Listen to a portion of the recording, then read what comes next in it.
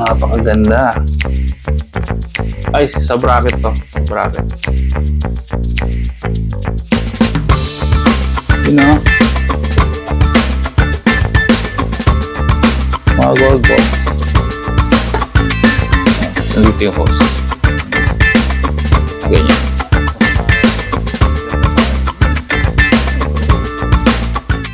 What's up mga gala? Nandito na naman tayo sa aking lungga. Naisama ko na naman kayo dito. Samahan niyo ako mag-unboxing para ipapakita rin sa inyo ang aking next upgrade sa Aerox V2. Yun ang braking system. Full RCB. So exciting. Let's go. So diretso na tayo, no? Wala nang patumpik-tumpik pa. Una sa ating listahan. Brake hose. Isang 550mm and 1000mm. Ayan siya. So, buksan natin. Yun. Yan guys, oh. Makikita nyo. Napakaganda. Yan, tingnan nyo yung quality. Napakaganda. Teflon hose nga pala ang tawag dito. Hindi siya steel braided. Kasi mas comfortable ako na bumili ng kilala ko na brand versus mag-steel braided ako pero hindi ko pa siya nasubukan before. Tapos may kasama rin pala siyang copper washers. Copper washers. Ayan. At syempre, sticker. RCB sticker. Yung copper washer ay para dito yata. Dito yata yun. Natanggalin nyo lang itong block. Ito yung 1000mm. Same sila. Ang kulay niya, base dun sa variant is titanium. Titanium siya. Yan.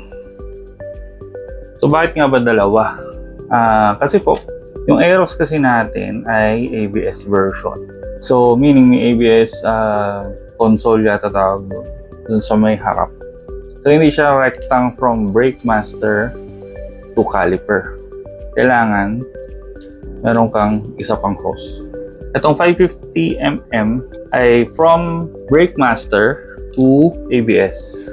And then, itong 1000mm ay from ABS to caliper. So yun siya, kaya siya dalawa. Yung info na yun pala ay galing mismo sa RCB. Sila yung nagsabi sa akin na, kasi nagtanong ako sa Lazada shop nila. Sila nagsabi kung anong size na hose ang kailangan para sa ABS version na Aerox. Next item natin na binili ko. Ito ay brake hose holder. Actually, hindi naman siya kailangan. Pero gusto ko lang bumili para siyempre nag-upgrade na eh. Nung RCB hose, dapat may holder. Ganito siya, yung itsura niya. Ayan siya. Ikakabit mo siya doon sa may fork, sa may shock. Tapos nandito yung hose. Ganyan. So, aesthetics lang. Pang ano lang. Dagdag pogi lang to. Anyway, ang next natin ay ang shuriken. Ang display. Ang tawag dito ay RCB E-Series. RCB E-Series. Pang Aerox. So, tignan natin. You know?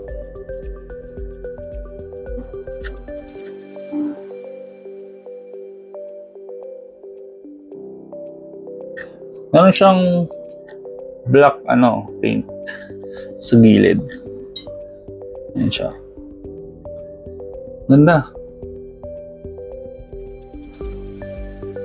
Bibiling ko sana is yung S-Series na disc brake.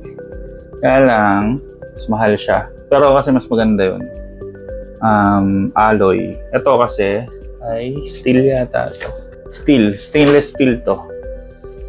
So yun is alloy. So hindi sana nakakalawangin yun. Pero wala walang available. So ito na lang. Hindi ko trip yung bago nila na bilog lang eh. Sa mga nakakaalam dyan, yung stock ng Aerox at NMAX, yung disc brake bilog lang, tapos butas-butas, di ba? So parang ganun yung isang disc brake ni RCB. So E2 yata yung tawag dun. Pero ito, E-series lang. May curves naman, di ba? Yan. Next, syempre, ang caliper. Syempre, ang caliper, di ba? Unbox natin. Bigat. You know?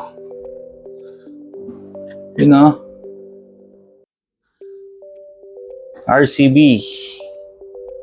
Ang tawag sa model na to ay RCB S2 series. S2 caliper. Ayan. So, may brake pad na siyang kasama. Kaya medyo pricey siya. Tapos may bracket siya for Aerox and NMAX. So, alam ko, different bracket sa bawat motor. Aerox and NMAX lang yata ang pareho. Ang caliper na to ay single piston lang. Hindi siya katulad nung S3 series na dual piston, yung R1 series ng RCB na 4-pot. Para sa akin kasi, opinion ko lang parang overkill na siya kapag nag 4-pot ka. Akin lang naman yun. Kasi ako nalalakasan na ako sa single piston yung stock. Ito kasi mas malaki lang siya sa stock pero single piston. Ang alam ko ganun siya. So kaya ito yung pinili ko. At isa pang reason kung bakit single piston ang pinili ko is para hindi na mag-upgrade ng Brake Master. Kung napansin nyo, wala tayong Brake Master na binili. Kasi ang gagamitin ko pa rin ay stock Brake Master. Ang pinakaiba lang ay nag-upgrade tayo ng Teflon hose, RCB disc, at caliper ng single piston. Kasi pag nag-dual piston ako, tas stock yung master ko, kukulangin yung supply ng fluid papuntang caliper. So dapat pag nagpalit ka ng dual piston is magpapalit ka rin ng mas malaking brake master, which is 14mm yata yung size nun. Para sa akin hindi ko siya kailangan i-upgrade. Pero kung may budget kayo, why not upgrade din kayo ng brake master para all the way, di ba? So may kasama rin pala siyang banjo bolt yata tawag dito, na may copper washer. Hindi ko kailangan kasi bumili tayo ng mga gold bolts. Mga gold bolts. Yan. Ay! Mga gold bolts. Yan. Ito disc bolt na may spacer.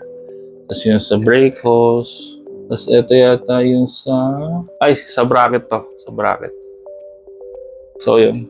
So, doon naman tayo sa presyo. Unahin natin tong RCB Teflon hose. Ayan. High performance Teflon hose. Ang presyo nito, itong 550mm ay 680 pesos na may kasamang copper washers and RCB sticker. Itong 1000mm high performance Teflon hose, haba, ay 780 pesos po. Hindi ko kasi matandaan kung may discount voucher ba ako nagamit. Pero yun yung presyo nung binili ko sila. Okay? So next natin ay yung ito. Yung RCB na brake hose holder. May tornilyo pa lang kasama yan, guys. Ang presyo nito 500 pesos. So next natin ay RCB E-series na steel disc brake. Okay, yan. Logo pa yan. Original yan. Tapos gusto ko yung design niya. Parang may gas-gas. Ganun. Ayan. Ang presyo nito ay 1,150. Ito, nabili ko to sa isang official distributor sa may Pasig. So, through Facebook yung transaction namin. Okay naman. Remember na lagi kayong bibili sa official store ng mga brands, lalo yung RCB kasi may mga fakes or official distributors. Next natin ay yung ito, RCB S2 series caliper for Aerox. Ayan. May dalawang brake pad na kasama. Ayan. Bracket. Meron na. So, ang presyo nito ay 2,400. So, medyo pricey talaga. Pero yung iba kasi caliper, ganito rin. Ganito rin yung presyo. Single piston na caliper. Brake caliper. Next is yung mga gold bolts. Yan. Yan sila. Ito, hindi ko matandaan yung presyo pero alam niyo naman mga presyo ng gold bolts. At least, para dun sa mga parts na kailangan niyo. Ayun guys, so yun na yun. Yun na yung unboxing natin. Sana may nakuha kayong idea kung anong pwedeng upgrade sa mga Aerox nyo din. So, pwede nyo itong gawing option. Kung gusto nyo gayahin, kayo bahala. Kung gusto nyo mas maganda pa, di, go! Thank you sa inyo sa pagsama sa aking lungga sa short unboxing natin. So, hanggang sa muli. Please, like, kung gusto nyo mga videos, travel, ganito, subscribe na kayo. Please, subscribe na kayo. Hanggang sa susunod, mga gala. Susunod, papakabit na natin to. Yung video ko rin. Bye-bye!